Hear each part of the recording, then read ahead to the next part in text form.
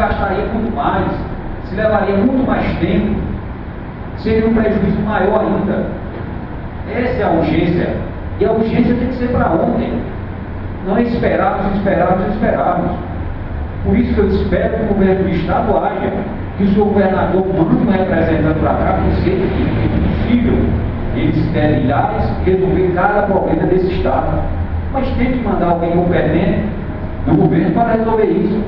Tem que mandar alguém que chegue aqui, põe a casa em ordem, já que infelizmente a empresa que vai ainda administrar o Vivas ainda não está totalmente instalada, porque ele vai ser administrado no futuro bem próximo por uma empresa privada que já ganhou a licitação, mas infelizmente por falta de uma regulamentação ainda não tomou posse disso. Quando essa empresa tomar posse, estiver regulamento, aí vamos ver quem cobrar, como cobrar e definitivamente a quem requerer. Mas enquanto isso, cabe ao governo executivo. Enquanto isso, cabe ao governo do Estado dar uma solução para esse problema que lá se encontra nas Vargas de Souza. Não há como se esperar mais, as culturas são culturas perecíveis muito rapidamente.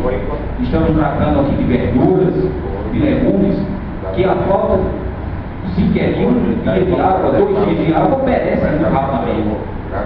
E o prejuízo de agricultura enorme.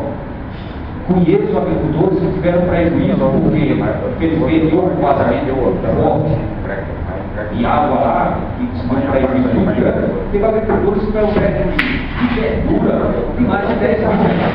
Mais de 10 anos. Só em verdura. Isso é lamentável. É lamentável, não quero aqui culpar nem alheio, mas há de se ter uma solução para que essas coisas não aconteçam e que